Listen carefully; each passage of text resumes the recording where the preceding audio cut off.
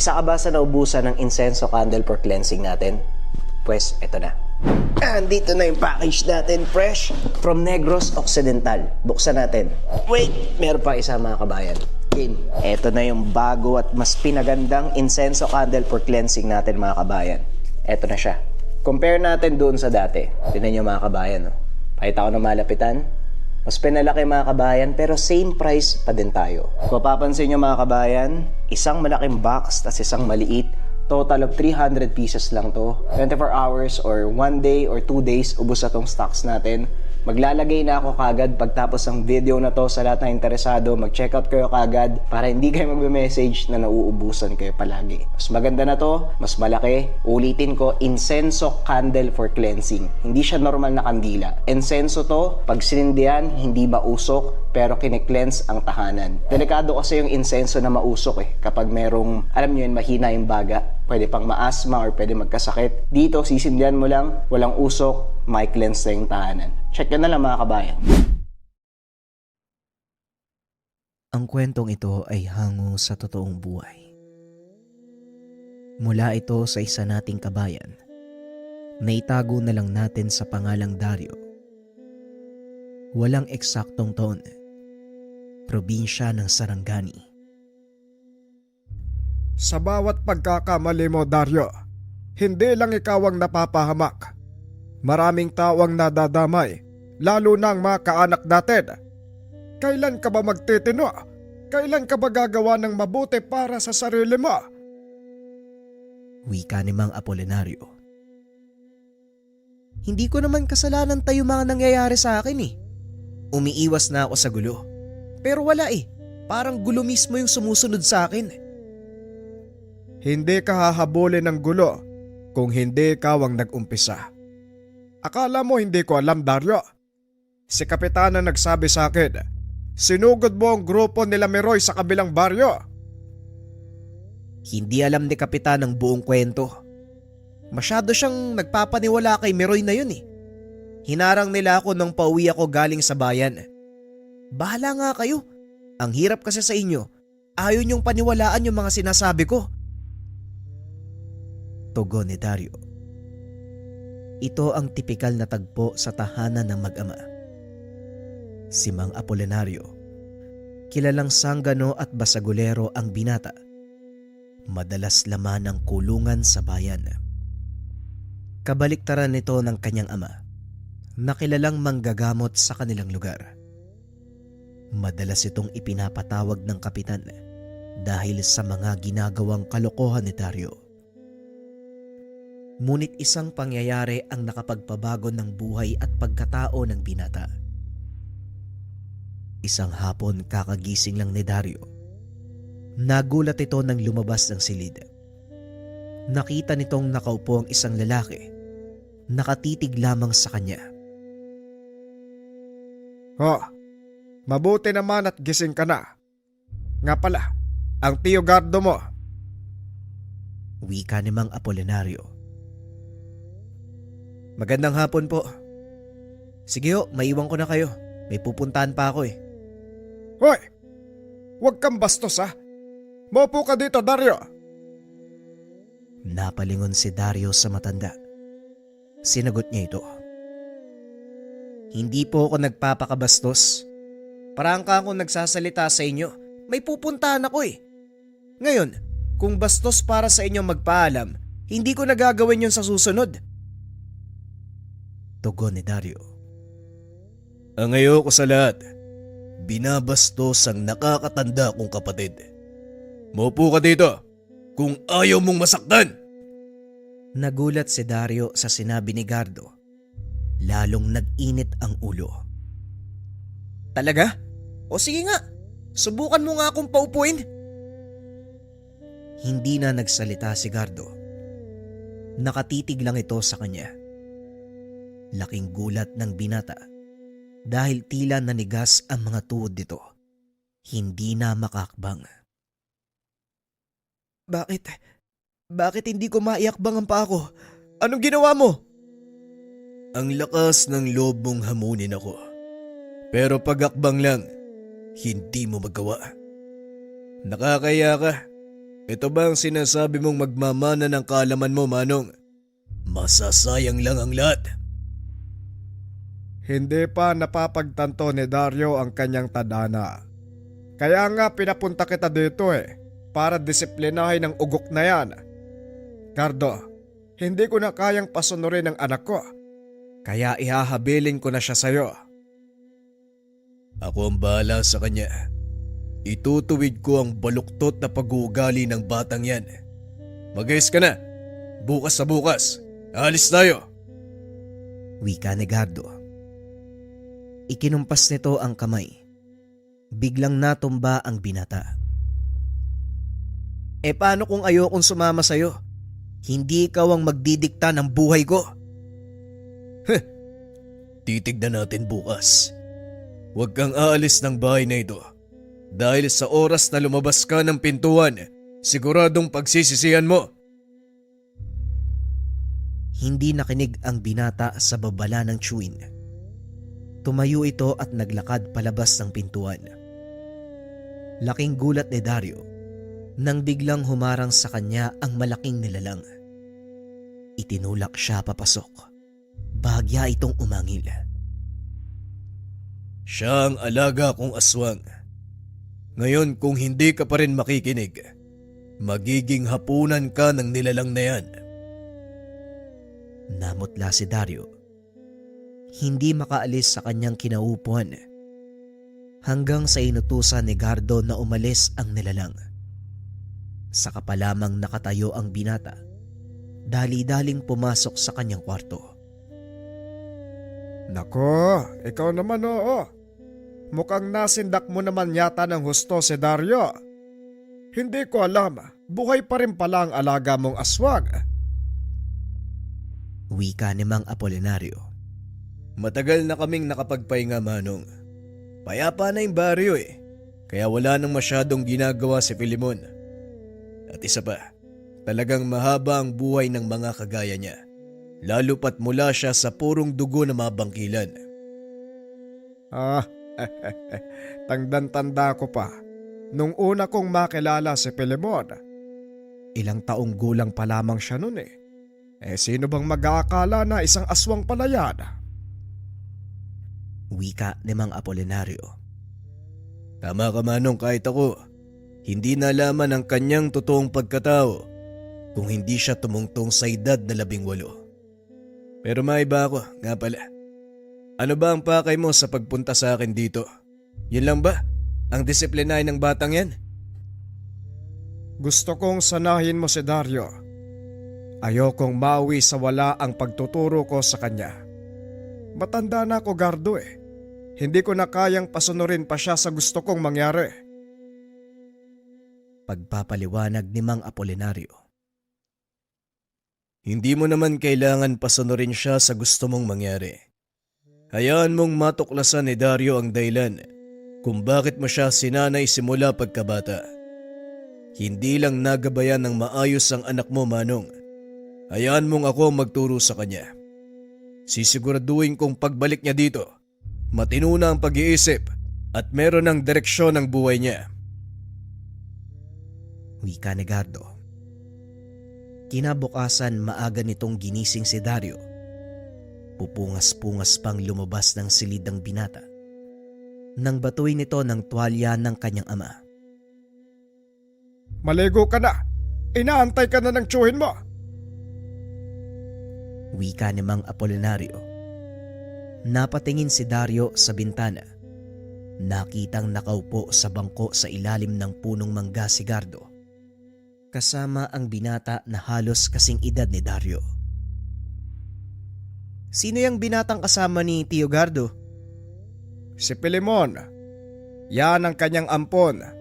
At yan din ang aswang na humarang sayo sa pintuan. Aswang? Hindi ba delikado yung ginagawa niya? Alam natin na panganib ang dala ng mga aswang.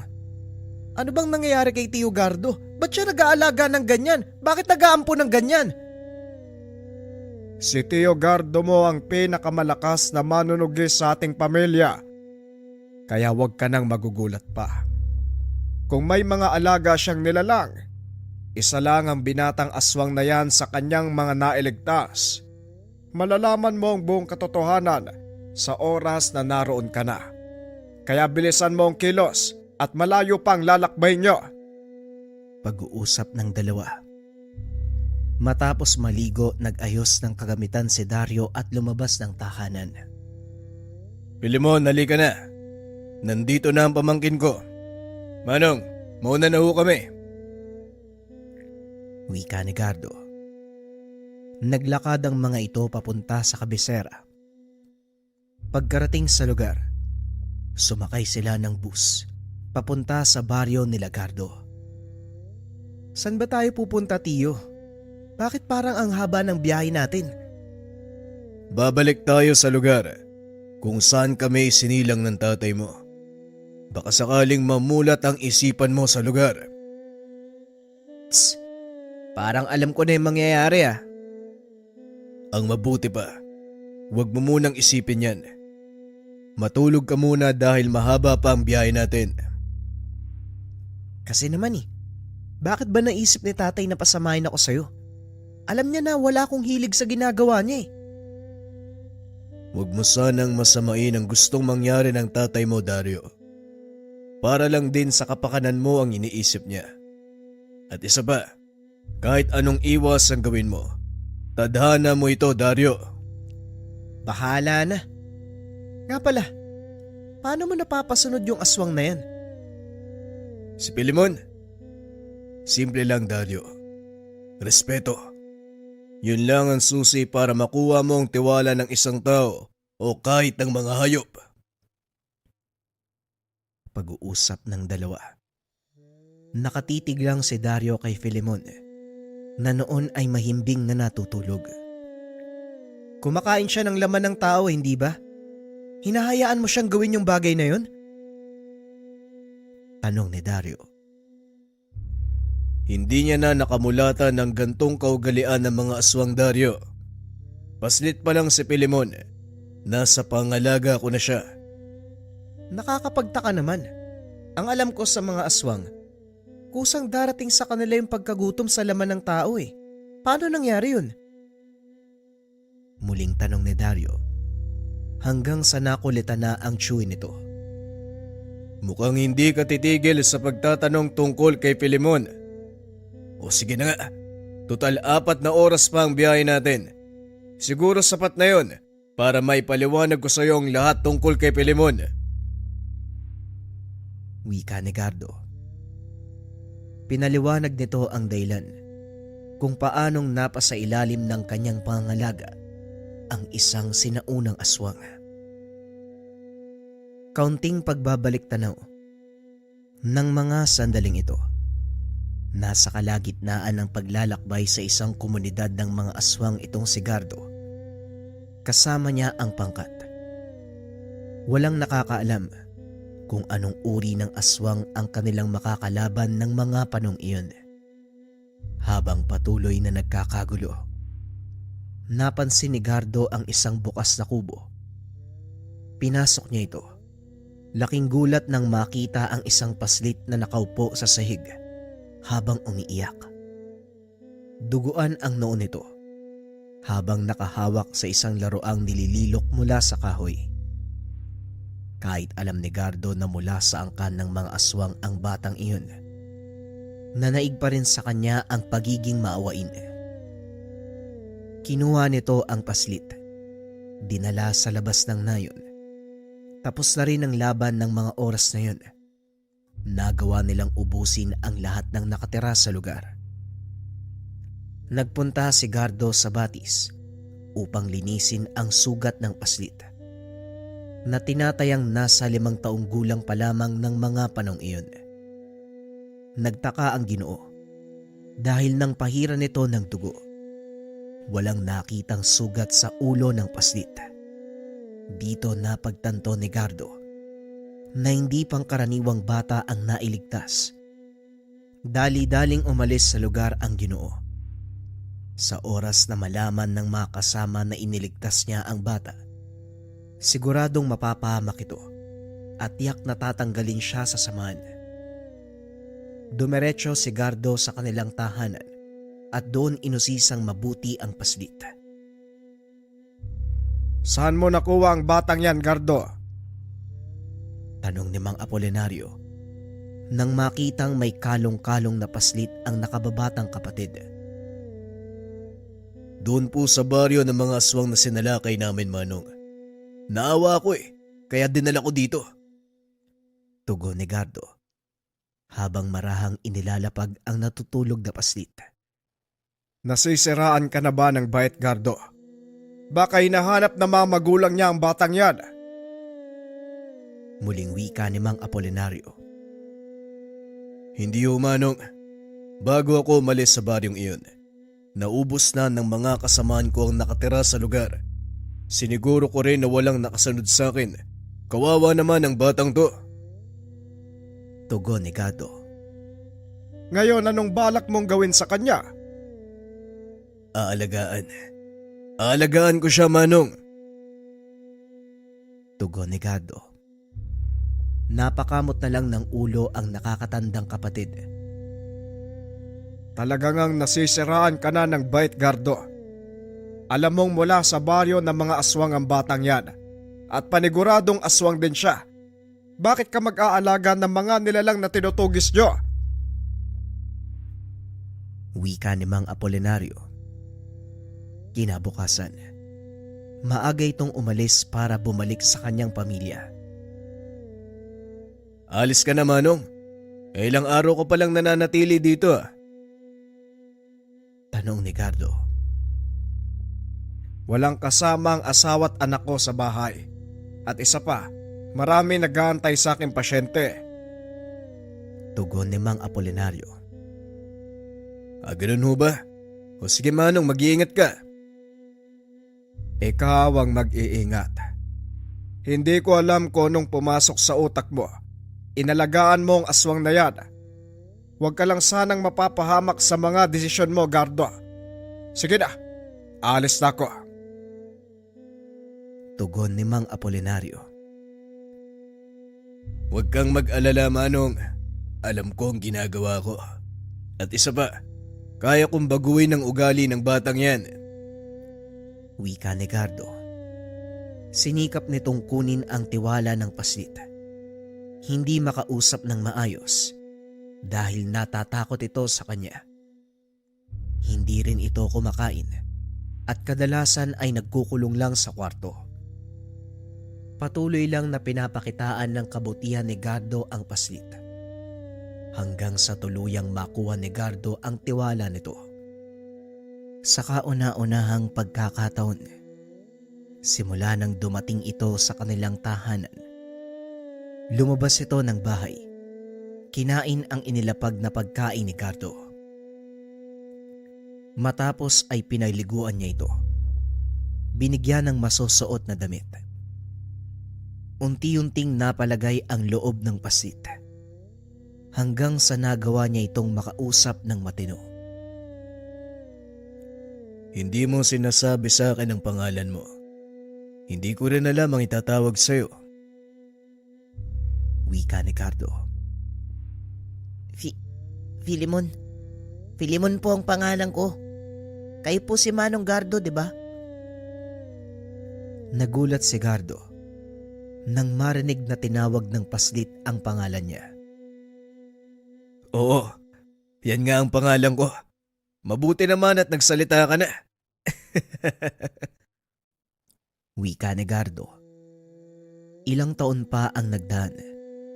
Tuluyang nabago ng Ginoo ang pagkatao ni Filimon. Ngunit gaya ng sinasabi ni Mang Apolinario, mula sa lahi ng aswang ang paslit. Gaya ng inaasahan, isang hapon habang naglalakad pauwi, laking gulat nito nang biglang natigilan si Filimon. Papalubog na ang araw ng mga sandaling iyon. Nakatitig ang binatang si Filimon sa kalangitan. Filimon, anong nangyayari sa'yo? Halika na, abutan tayo ng ulan. Sandali lang, Manong. May nararamdaman akong paparating. Tugon ni Filimon. na tila ba inaamoy ang hangin. Nang biglang lumabas mula sa gilid ng daan ang isang malaking aso, dinamba nito ang binata at kinalmot ng paulit-ulit. Halos mapatakbo si Gardo dahil sa gulat. Ngunit hindi ito pinangunahan ng takot. Dali-dali niyang binunot ang itak. Tinaga sa likuran ang nilalang. Mabilis itong tumakbo papunta sa kadiliman.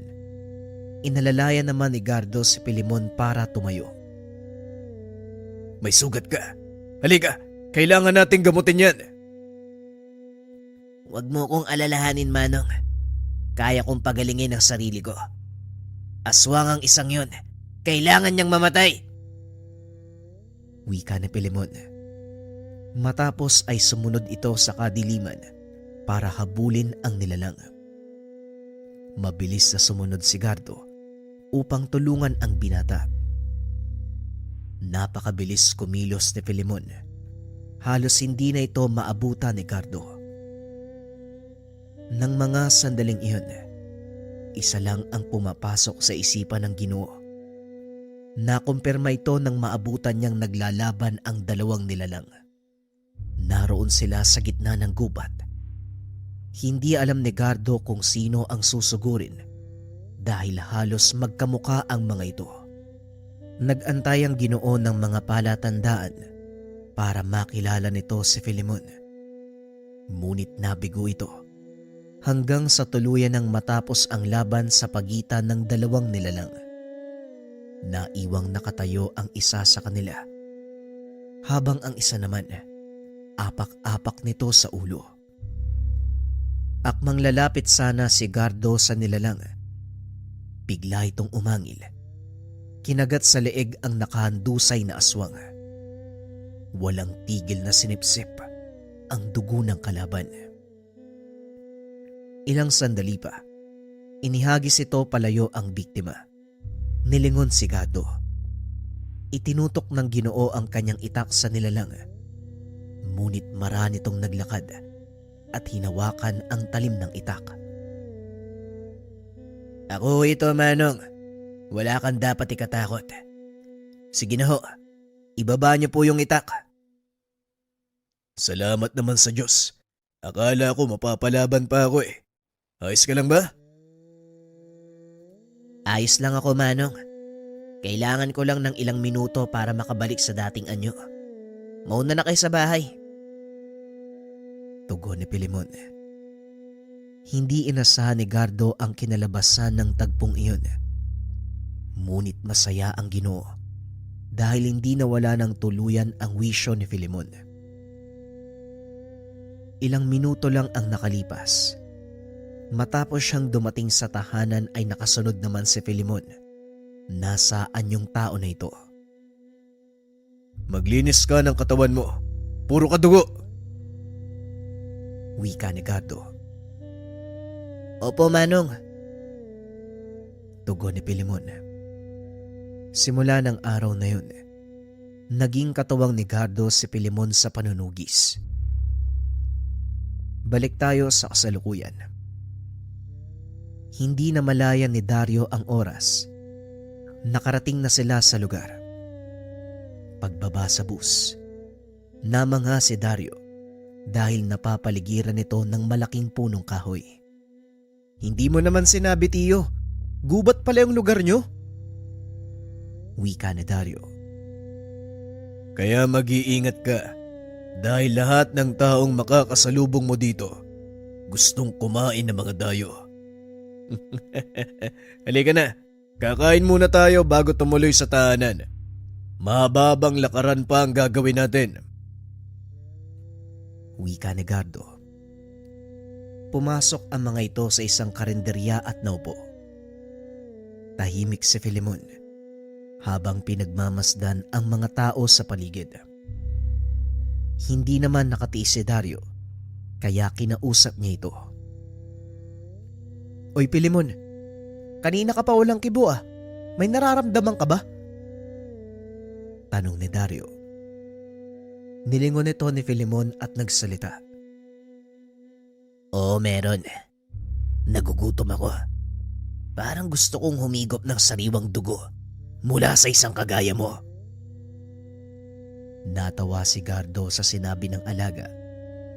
Bigla namang nakaramdam ng takot si Dario, kaya lumapit ito sa tabi ng Shuin. Nagbibiro lang yan si Pilimon. Hindi siya kumakain ng tao. Ang pinagkukunan niya ng lakas, mga aswang na napapatay namin. Wika ni Gardo. Mabuti na lang at walang tao sa kainan, kaya malaya silang nakakapag-usap. Huwag mo akong tatakutin ng ganyang Pilimon ha. Gaya ng ginawa mo nung nakaraang gabi. Alam mo ba, kamunti ka na akong himatayin? Kung sa akin pa nga lang natatakot ka na, paano kapag umabot sa punto na humarap ka sa matataas na uri ng aswang? Hindi naman yan yung pinunta ko dito eh. Hindi ba, Tiyo?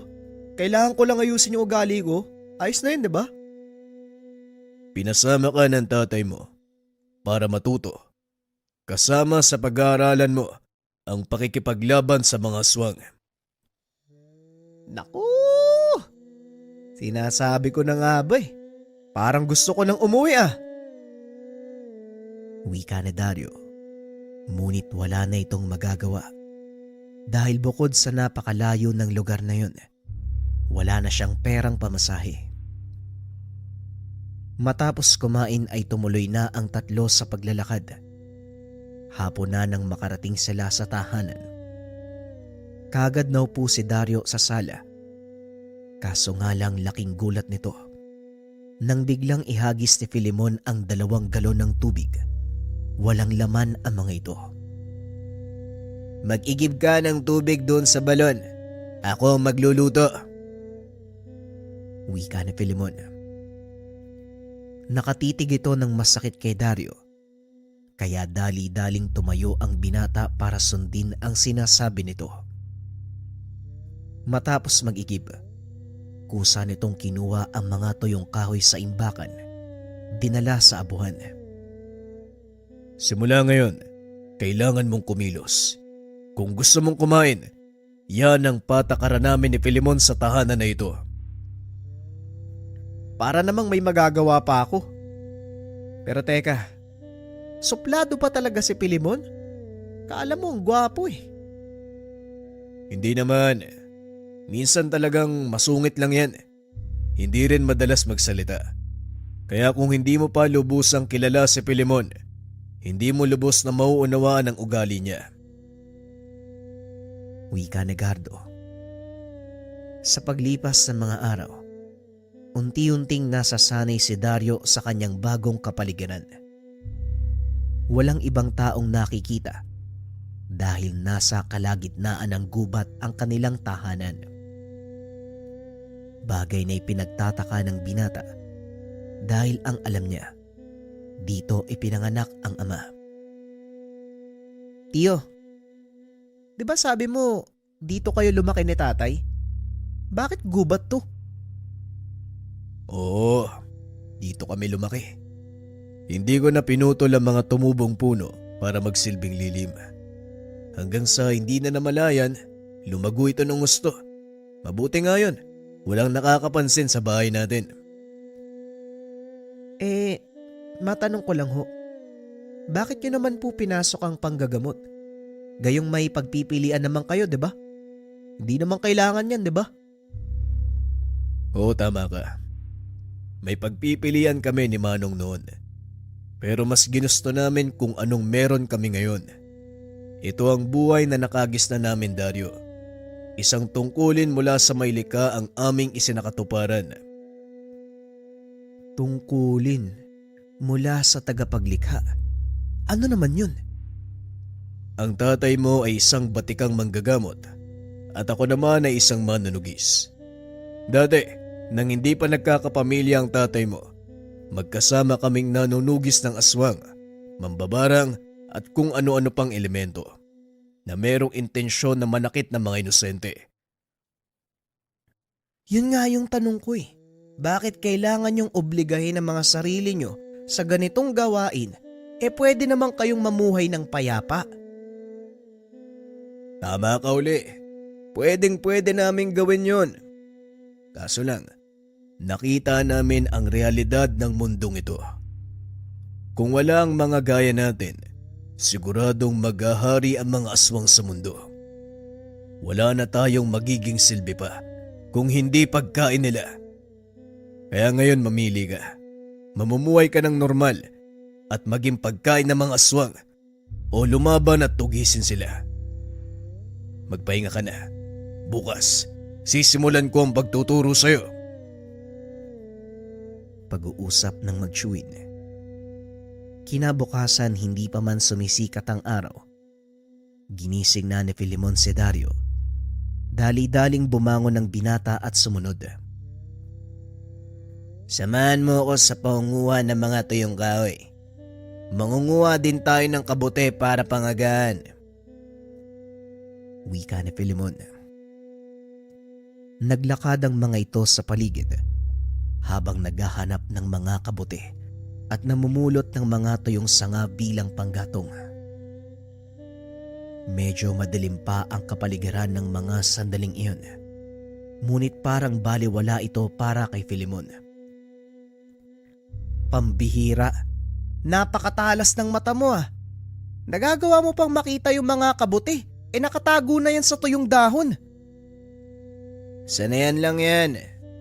Ito ang pangunahing pagkain namin ng tiyuhin mo. At halos araw-araw din ako namumulot sa lugar na ito. Kaya alam ko kung saan sila hanapin. Oh, teka, wag kang hakbang. Wala na, napakan mo yung isa oh. Sayang naman. Dito nakilala ng lubusan ni Dario si Filemon. Sa kabila ng pagiging aswang, may pambihirang puso.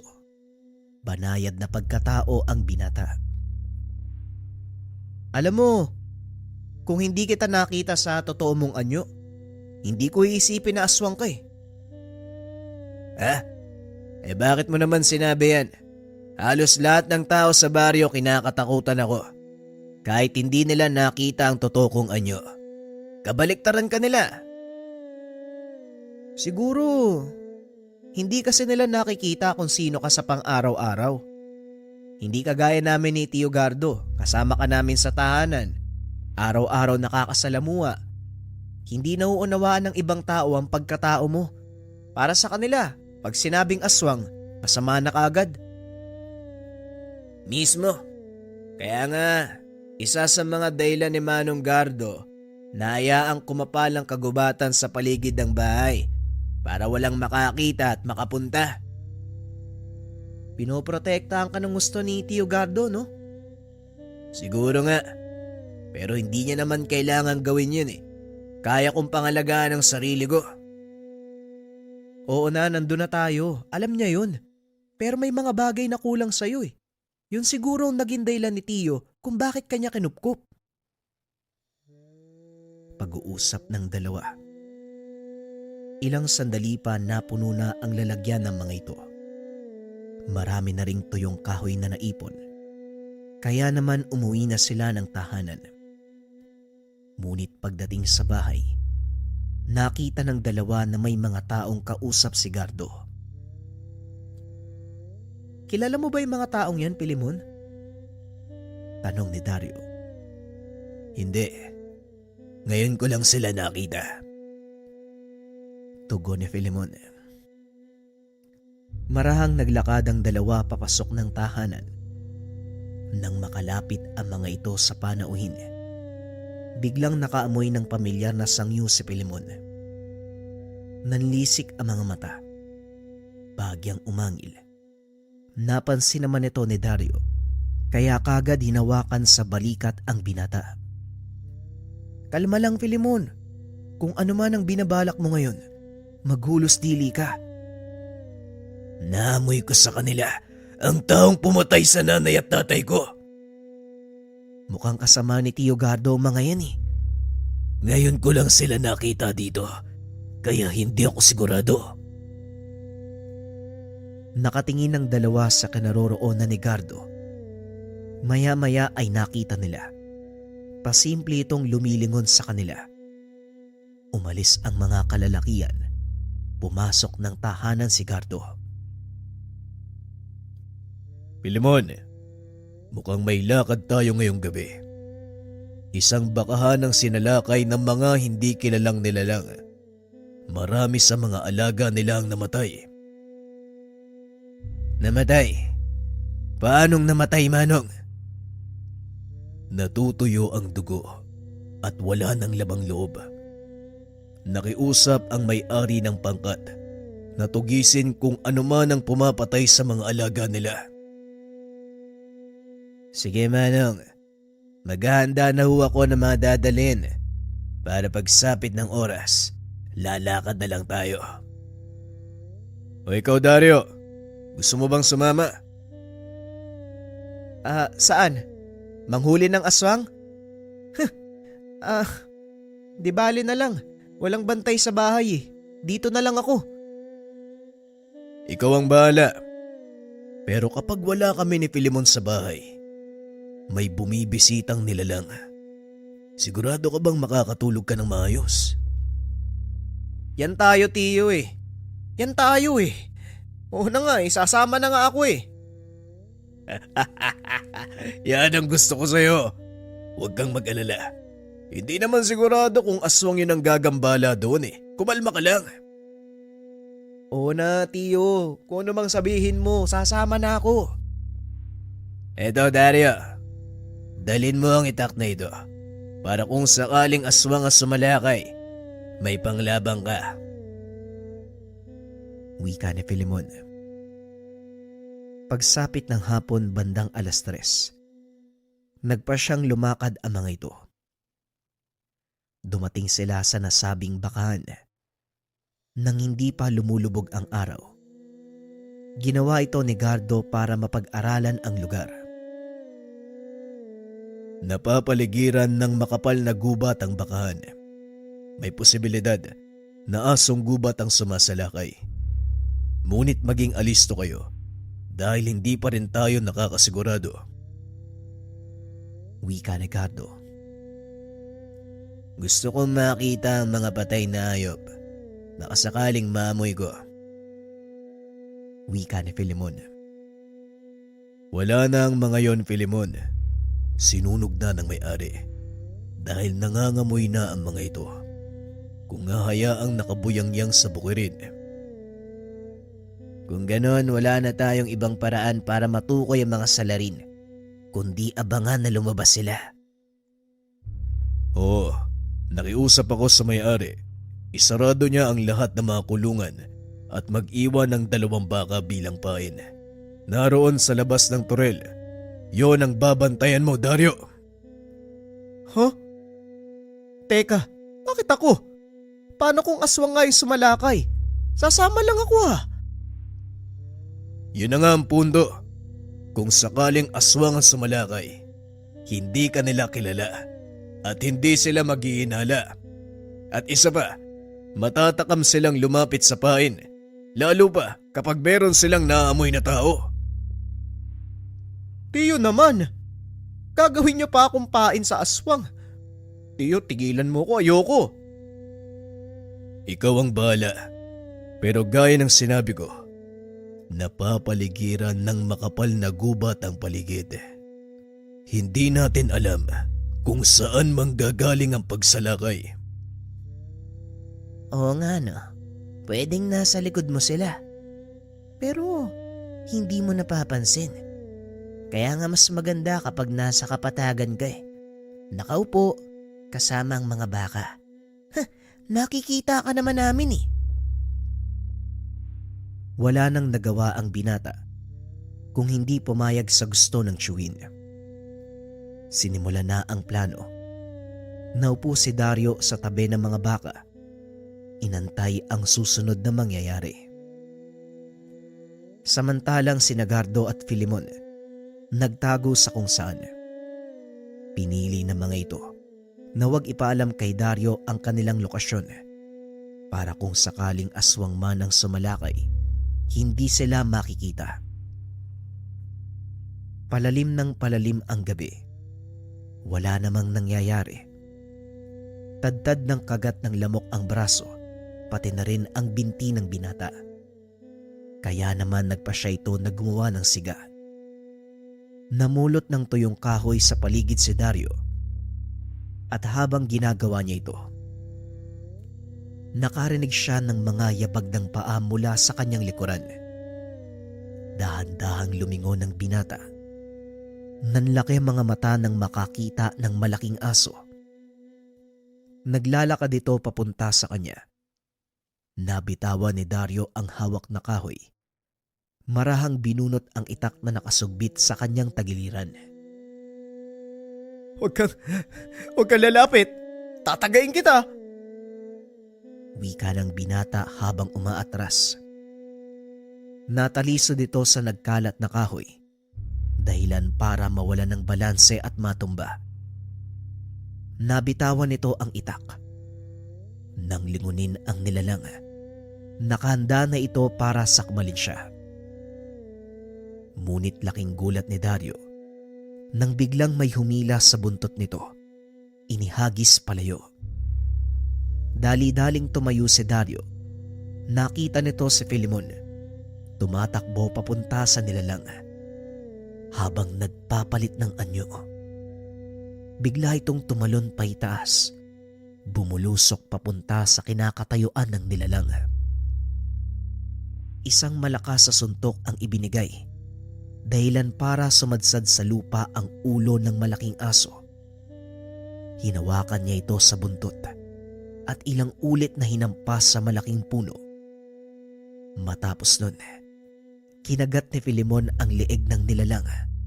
Sinipsip ang dugo. Nagkamali sila ng pagsalakay.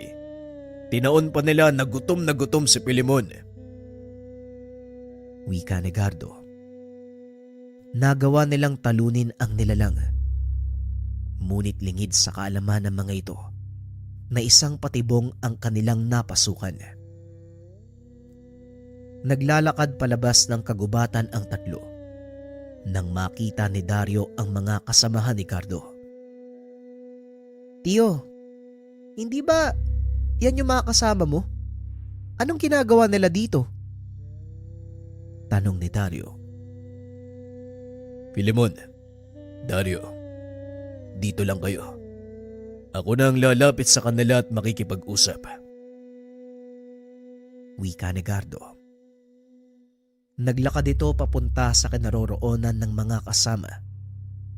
Laking gulat ni Filemon nang makita nito ang isa pang nakatagong lalaki. Hinampas nito ng kahoy sa likuran si Gardo, dahilan para mawala ng malay. Hindi na nagdalawang isip pa si Filemon. Dali-daling tumakbo para matulungan si Gardo. Nanatili naman sa kinakatayuan si Dario. Hindi alam ng binata ang gagawin ng mga oras na yun. Nakita nitong pinagtataga ng mga kalalakian si Filemon habang nakayapos ito kay Gardo para maprotektahan. Hindi na kumikilos si Filemon at Gardo ng mga oras na yun. Kaya inakala ng mga kalalakian na patay na ang mga ito. Ngunit akmang aalis na sila sa lugar, biglang umangilis si Filemon. Dahan-dahan itong tumayo. Inundayan ng taga ng isa sa mga lalaki ang binatang aswang. Ngunit sinalulang ito ni Filemon. Inagaw mula sa kamay ng lalaki ang itak. Hinawakan ni Filemon ang leeg ng lalaki. Walang pagdadalawang isip na hinila ang ulo, sabay kagat sa bandang leeg. Muling nagpalit ng anyo si Filemon. Pinagpapapatay ang mga kalalakian. Malakas na atungal ang pinakawalan ng aswang. Bumalot ito sa buong paligid. Nagkandalasog-lasog ang katawan ng mga kalalakian na nagtangkang pumatay sa kanila ni Gardo. Nang masigurong ligtas na ang paligid, dahan-dahang lumapit si Dario sa dalawa. Unti-unting tumayo si Gardo habang inaalalayan ni Filemon. Mga walang ya, isinuong nila tayo sa patibong. Bilisan mo, Filemon. Umalis na tayo dito. Aray ko. Napatingin si Dario sa binti ng chewin. Nakita ang napakalaking sugat nito. Tiyo, may sugat ka. Kailangan nating magamot yan. Alam ko, pero mamaya na natin alalahanin yan. Kailangan makahanap tayo ng ligtas na lugar. Sa mga sandaling ito, alam na ni Karenato ang nangyari. Hindi sila titigil na habulin tayo hanggat hindi napapatay si Filemon. Pinasa ni Filemon si Gardo. Mabilis na tumakbo papasok ng kagubatan. Sumunod ka na lang sa akin, Dario. Pasensya na at may sugat din ako. Kaya hindi kita maaaring pasanin. Huwag mo na akong isipin, Filemon. Kaya kong tumakbo. Mauna na kayo. Nakasunod lang ako. Tugon ni Dario. Nagtungo si Filemon sa isang yungib. Hindi kalayuan sa kanilang pinanggalingan. Pagdating sa lugar, inihabilin nito si Gardo kay Dario. Dumito muna kayo. Kailangan kong burahin ang bakas natin. Kukuha din ako ng mga lamang gamot. Gawan mo ng paraan para matigil ang pagdurugo ng sugat ni Manong Gardo. Wika ni Filemon. Wala namang kahirap-hirap kay Dario ang paggamot ng malaking sugat dahil isa ito sa mga naituro ng kanyang ama. Hindi binti ng baka yung tatahiin ko, Tiyo ah. Pasensya ka na. Ito yung unang beses ko magtatahi ng totoong sugat ng tao eh. Alam kong kaya mo yan. Tinuruan ka ni Manong kung paano ang tamang pagtahi ng sugat. Malaki ang tiwala ko sa'yo, kaya gawin mo na. Wika ni Gardo. Simulan ni Dario ang pagtatahi. Kumuha ito ng ilang hibla ng buhok mula sa ulo ni Gardo. Meron siyang isang karayom mula sa mga dalang gamit. Ginamit nito ang buhok bilang sinulid para maisara ang sugat ng chewin. Matapos ay binalot niya ito ng mga dahon ng tabako upang maiwasan ang impeksyon. Kaunting kalaman, ang pinatuyong dahon ng tabako, kabilang sa makalumang pamamaraan ng medisina na ginagamit para gumamot ng sugat. May taglay itong kemikal na nakakatulong sa pagpapampat at pagtanggal ng kirot ng sugat. Ito ang kadalasang ginagamit ng ating mga ninuno bilang pangtakip sa mga sugat ng mandirigmang napinsala sa laban. Balik tayo sa kwento. Matapos gamutin ng sugat, nakatulog si Gardo. Marami na ang nawalang dugo, kaya nakaramdam ito ng panghihina sa katawan. Ilang sandali pa ay dumating na si Filemon na may dalang isang buwig ng buko at ilang pirasong halamang gamot. Itinapal nito ang mga dahon sa maliit na sugat ni Gardo. Pinainom ng katas ng buko ang Ginoo. Makakatulong ang sabaw ng buko para manumbalik ang lakas niya. Ligtas na tayo sa lugar na ito at hindi na masusundan na mga kalaban ng ating bakas. Magpahinga ka na. Ako na ang magbabantay kay Manong Gardo. Naupo si Dario sa tabi ni Gardo habang pinupunasan ang mga nagkalat na dugo sa kanyang muka. Hindi rin ako makakatulog ng ganito, Filemon. Kaya sasama na lang kita sa pagbabantay. Ikaw ang bahala. Binantayan ng dalawa si Gardo hanggang sa sumapit ang umaga. Hindi pa rin ito nagigising, kaya hinayaan muna nilang magpahinga. Mukhang kailangan na nating makabalik sa bahay, Filemon.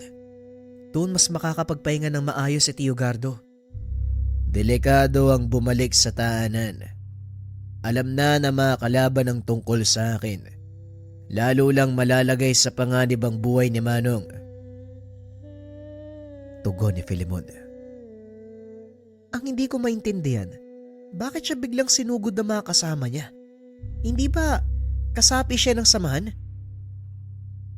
Nang dahil sa akin, Dario, itinago ni Manong ang pagkatao ko at nalaman ito ng samahan sa pamamagitan ng hinain nilang patibong kagabi.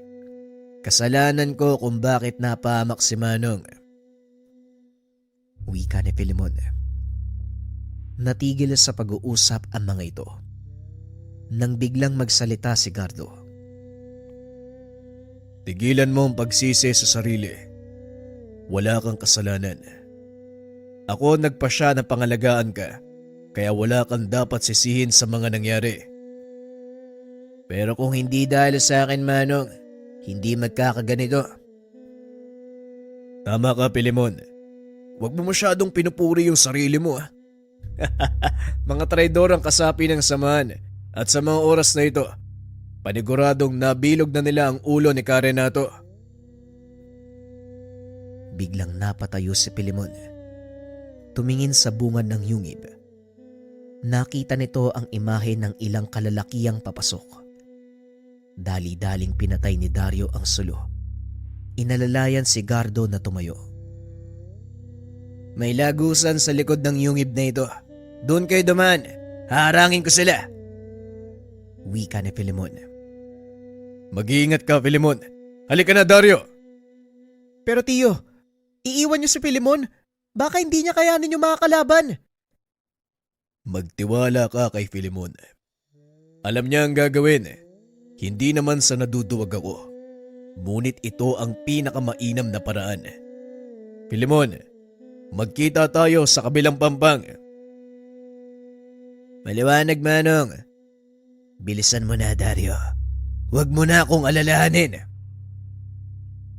Mabilis na umalis sa lugar si Dario.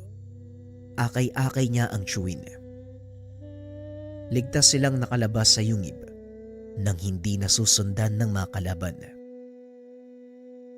Nang masiguradong ligtas ang tsuwin, hinayaan niya itong makatulog. Binalikan si Filemon. Umikot ito papunta sa entrada ng yungib. Nakita ang napakaraming kalalakian.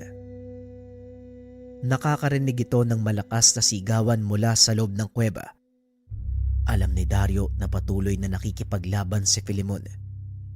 Gumawa ito ng paraan para makuha ang atensyon ng ilan sa mga manunugis. Sa pamamagitan ng pagsisiga ng mga tuyong dahon. Laking gulat ng mga ito nang bigla silang palibutan ng apoy.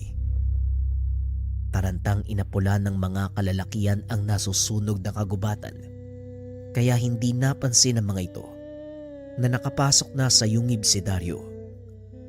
Alam ng binata na maaari siyang mapahamak ng mga oras na yun. Ngunit mas matimbang ang pag-aalala niya sa kaibigan. Nagpatuloy sa pagpasok si Dario, bitbit ang kanyang itak. Pinagtataga nito ang ilan sa mga kalabang naroon. Abala ang ilan sa pakikipagtuos kay Filemon, kaya hindi siya napansin ng mga ito. Nagulat na lang ang mga kalaban nang mapagtantong nakandusay na ang ilan sa kanilang mga kasama. Sinong tampalasan ang gumawa nito? Aswang, may kasama ka ba? Bakit ko naman ilalaglag ang kasama ko? Hindi ako kagaya mo, Karenato. Ganun ba? O sige, papatayin na lang muna kita. At hahanapin ko ang traidor mong Panginoon. At isa pa, ang iyong kasama. Hindi mo na ako kailangan hanapin. Nandito ako. Subukan mong kumilos. Lalaslasin ko ang leeg mo. Wika ni Dario. Dahan-dahang binitawan ng matanda ang hawak na itak. Hindi ko alam kung bakit nyo pinapangalagaan ang aswang na ito. Gayong may sinumpaan kayong tungkulin. Ang chewing ko meron, pero ako wala Wika ni Dario. Sabay tulak sa matanda. Malaking pagkakamali ang ginawa mo, bata. Hindi mo na sana ako pinakawalan. Ngayon pagsisisihan mo ang ginawa mo. Binitawan kita dahil hindi naman ako ang dapat na magpataw sa iyo ng parusa. Wala ka namang atraso sa akin Tugon ni Dario. Nilingon ng matanda ang kinaroroonan ni Filemon. Laking gulat nito dahil wala na ang binata sa kinakatayuan. Nang muli itong magbalik ng tingin kay Dario, isang malakas sa suntok ang sumalubong sa kanya. Pinatay mo ang mga magulang ko sa kabila ng pagmamakaawa nila. Ginawa mo pa rin yun. Ngayon pagbabayaran mo ng buhay mo ang pagkamatay nila. Wika ni Filemon, sabay sakal sa leeg ng matanda. Bumulwak pa itaas ang dugo nito. Pilit na nanlalaban si Karenato, kaso nga lang wala na itong nagawa. Unti-unti nang nauubos ang kanyang dugo. Ilang sandali pa, narinig ni Dario ang malakas na lagutok ng buto. Hinila ni Filemon ang ulo nito. Inihiwalay sa katawan. Ngayon, matatahimik na mga magulang ko. Halika na, Dario. Balikan na natin si Manong Gardo. Habang nasa daan pabalik, pinagmamasdan ni Dario ang binatang aswang. Hindi ito makapaniwala na sa kabila ng napakaraming kalaban, ni isang sugat ay wala itong natamo. Talagang binalikan mo si Filemon. Tignan mo, parang wala nga nangyari sa kanya. Kasi Tiyo, hindi mo maaalis sa akin yung mag-alala. Kahit papano, parte yan ng pamilya natin, ha? Nagulat si Filemon sa sinabi ni Dario. Lingid sa kaalaman ng binata, ito ang matagal niyang pangarap, ang magkaroon ng isang pamilya. Simula nang mamatay ang mga magulang ko, wala nang kumilala sa akin bilang pamilya.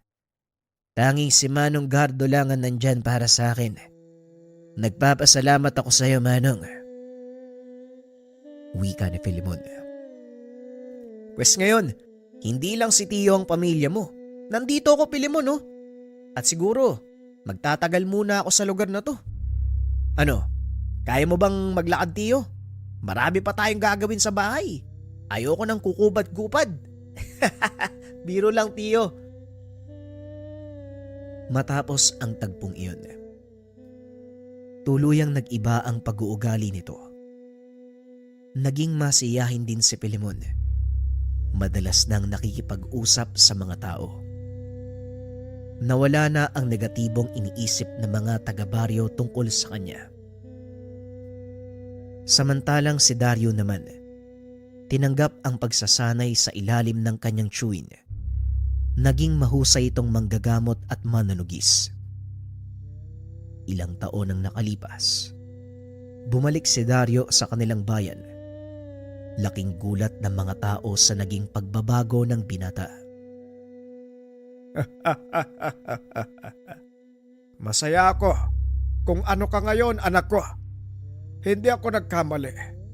Alam kong magbabago pa ng lubusan ang iyong pag-uugali. Wika ni Mang Apolinario. May ilang bagay lang ako napagtanto, Tay.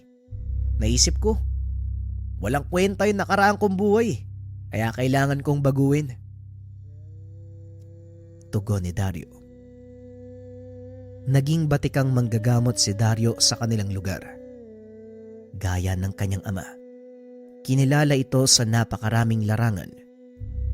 Samantalang si Filemon naman, nagpaalam kay Gardo na aalis. Ngunit hindi na ito muli pang bumalik.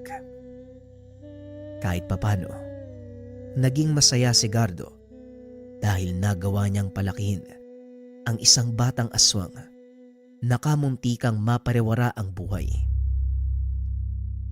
Walang nakakaalam ng buong kaganapan. Maswerte ang inyong lingkod dahil nagawa tayong paunlakan, makapanayam ang isang mahusay na manggagamot at maibahagi ang kanyang kwento. Sinong mag-aakala, mula sa pagiging sanggano, magbabago ng lubusan si Dario at yayakapin ang pagtulong sa kapwa.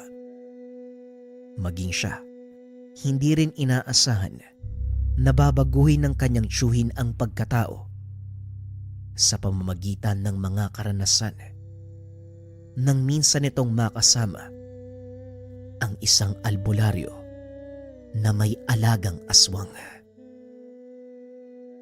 Maraming salamat sa pakikinig ng ating kwento mga kabayan at sana patuloy niyong suportahan ang ating channel. Huwag niyong kalimutang mag-like, mag-share, mag-subscribe at syempre kung meron kayong mga opinion mga kabayan, ilagay niyo kaagad sa ating comment section. Maligaya kong babasahin yan. Nga pala, iniimbitahan ko rin kayo sa ating TikTok live every 7 p.m. I-search nyo lang ang Likha Merchandise. Doon ako nagla-live at nagbibigay ng maraming vouchers. Kita-kits mga kabayan. Maraming salamat. Isa ka ba sa naubusan ng incenso candle for cleansing natin? Pues, eto na. Andito na yung package natin.